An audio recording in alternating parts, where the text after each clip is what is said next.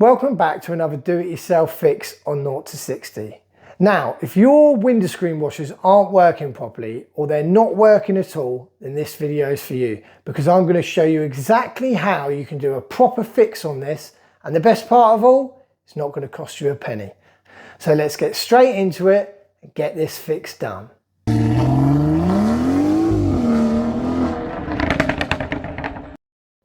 Firstly, I highly recommend you getting a decent ratchet and socket set because they're going to come in handy whenever you're doing any of these fixes or DIYs, and they start from about £70, so it's well worth investing the money.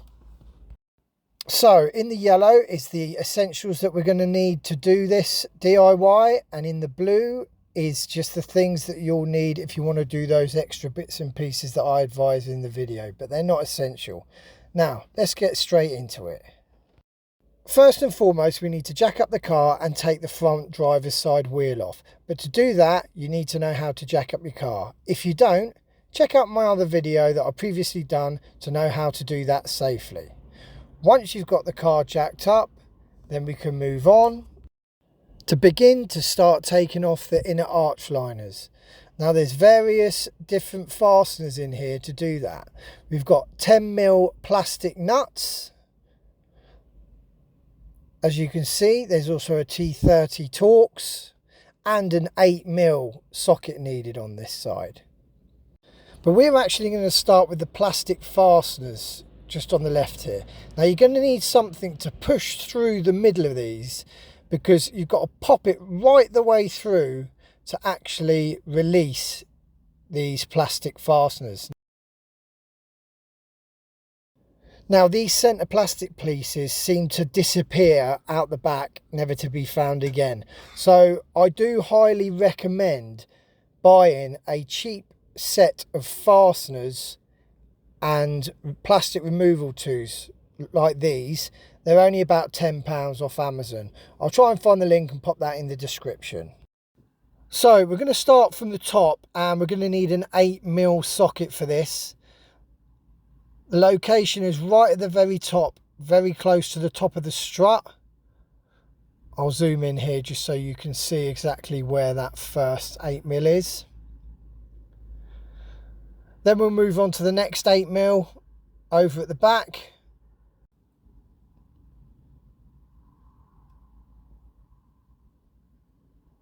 So now we've got that 8mm removed, and we've also got the top 8mm removed. As you can see here, it's a bit more clear in this shot. You can see we've got another one as well here. So let's remove that one too. Moving forward, we're going to need a 10mm socket. And these are plastic 10mm nuts. They should come undone quite easily. So if you've got a screwdriver adapter for a socket, you can use that on probably all of this, and it does make it faster. So let's remove those three plastic 10mm, and then we'll move down to the Torx, T30 Torx, and that one's behind the caliper, as you can see.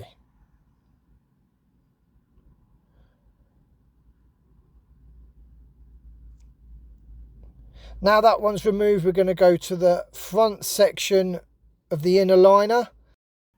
Now these are all 8mm bolts, so again we can just grab the screwdriver attachment if you've got that and whip all these 8mm bolts out of the front liner.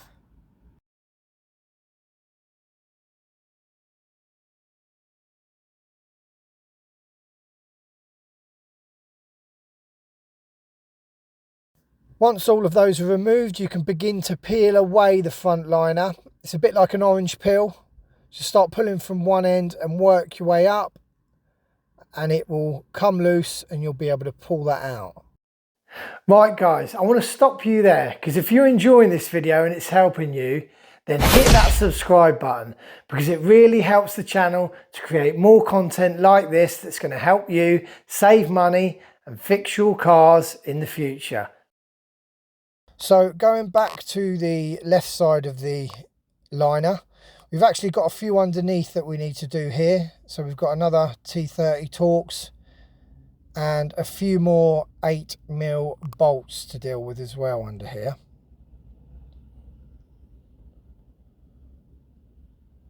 So let's get rid of these 8mm.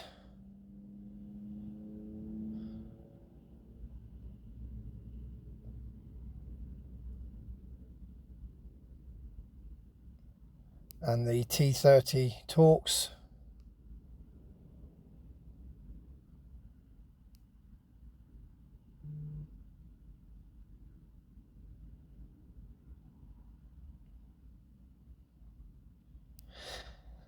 So you can see it started to move. There is another 8mm hiding up in this little indent here, so that one needs to come out.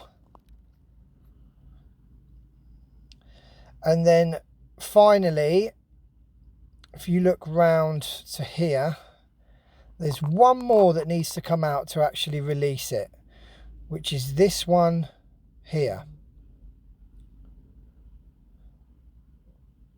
So that's the last one that needs to come out to release that left hand side of the inner liner. You can see it's free here. And again, peel it out. I'll just show you this close up because you can see where the plastic part goes inside, but they, as I say, they fly out the back, and most of the time you can't find the little bit. So worth getting some more fasteners in before you do this job ideally. So that's the left inner arch liner out also now. And you can actually now start to see where the fluid is held inside this washer bottle here, and it's tucked right back in the wing.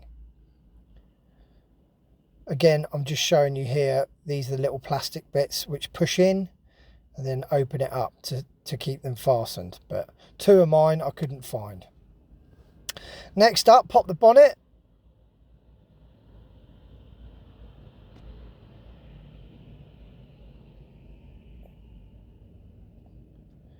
Because underneath here we need to remove the top cup where you fill it up. So the top filler cup. So this piece of rubber lifts up and moves out the way.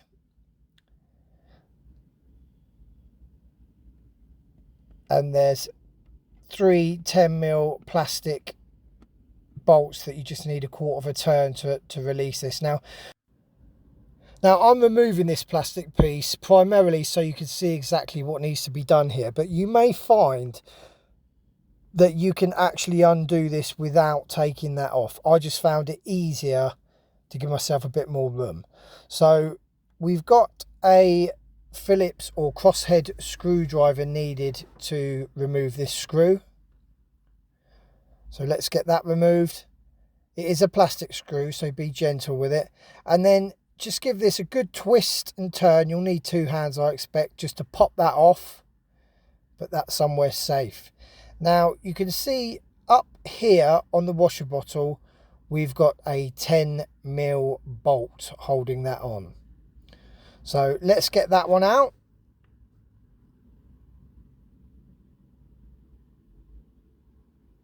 And now you can actually pull down on the top of the washer bottle, reserve to release it.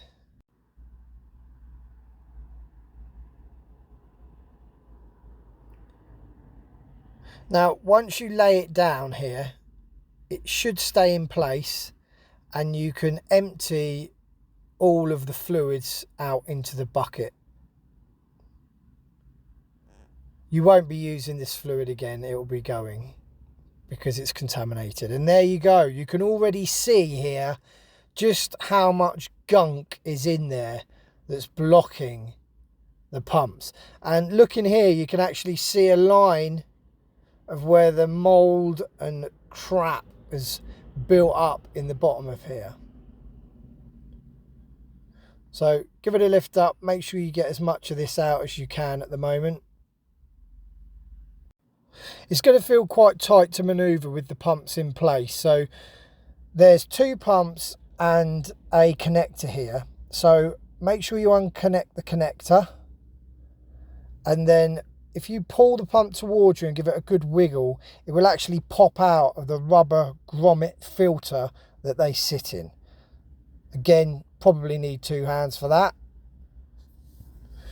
Once you've released those, you'll see on the back side here, there's actually a little grommet that's holding in the wire harness. So just give that a pinch and that will pop out to fully release the fluid bottle.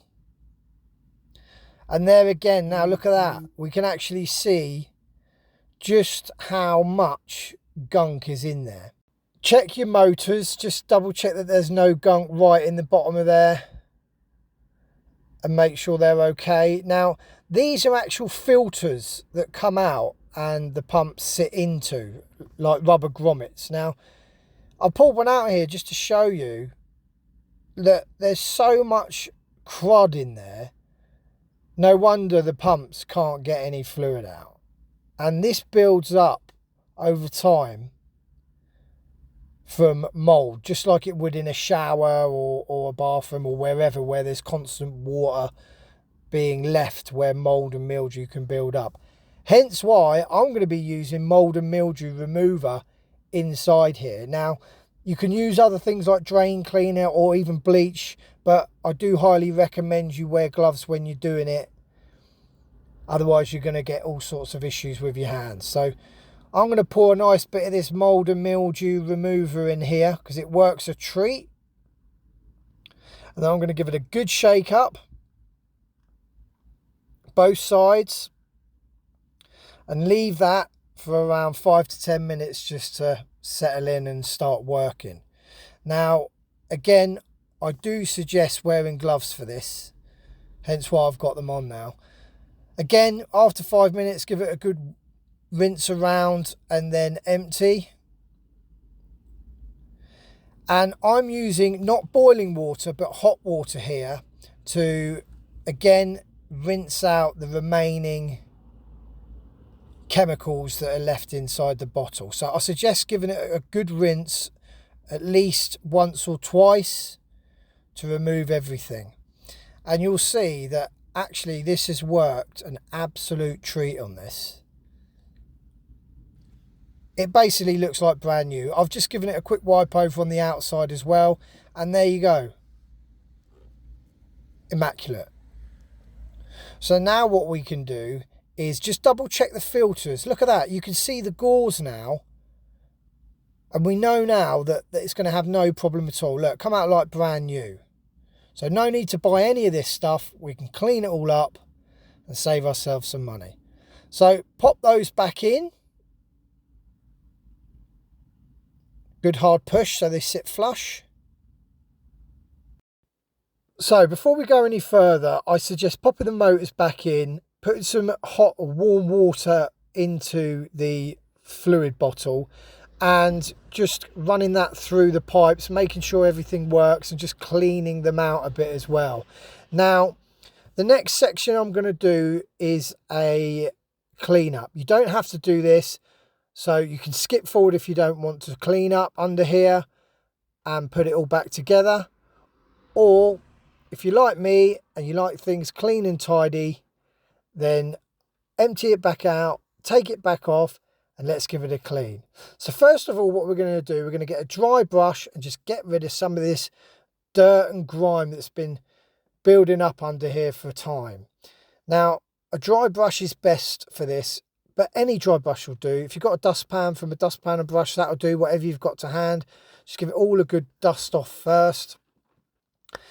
I've actually got a blower as well, so I'm going to be using that just to get in the nooks and crannies to try and get as much of this out as possible.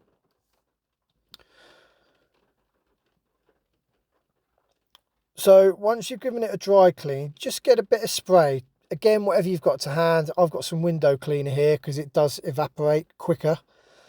And then get a rag, ideally a microfiber cloth, and just give everything a good wipe over.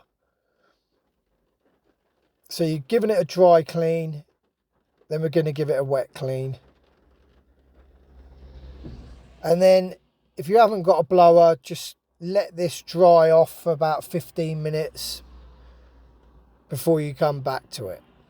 Now, once it's dry, there's a few things we can use under here. My personal favourite is Lano Guard. It's really, really good, easy to apply. But if you haven't got that, bit of car wax or WD-40, for example. So spray it on any of these parts that are open to the elements, just to give them a little bit of protection. Now, normally I'd be using Lano Guard for all this, but I've got a whole nother video on that coming up soon. So again, whatever you've got laying around is fine. Something is better than nothing. So a bit of WD-40 over that.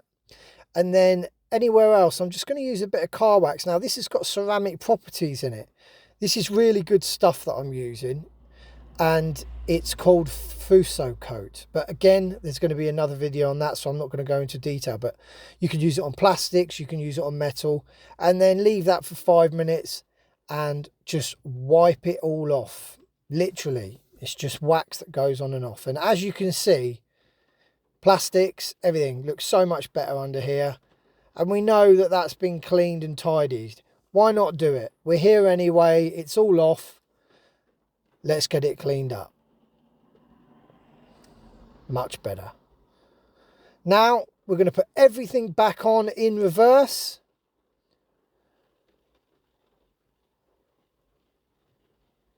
Pumps on, connectors on. There is also that wire at the back that needs pushing back in with the mushroom fitting as well.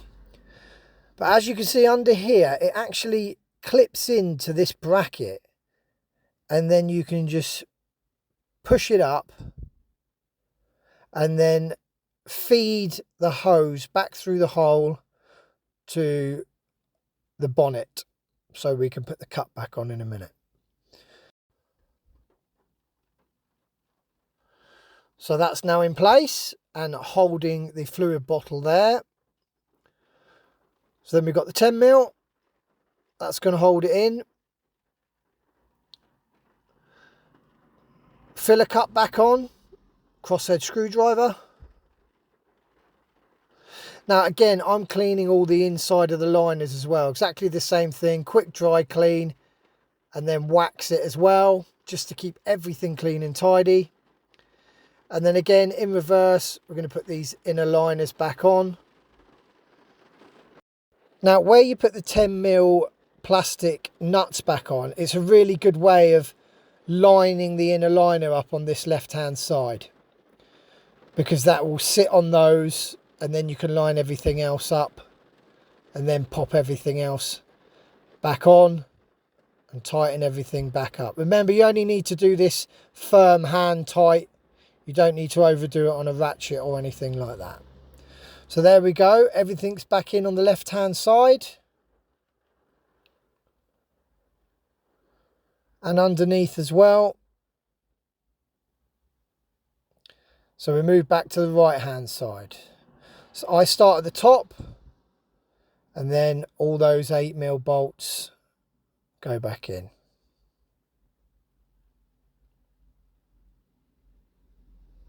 Finally, the top plastic piece if you've taken that out.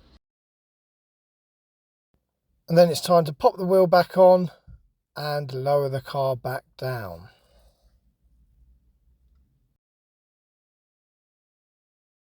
And now you can top up your washer fluid bottle with your preferred screen wash. And that brings our washer fix complete.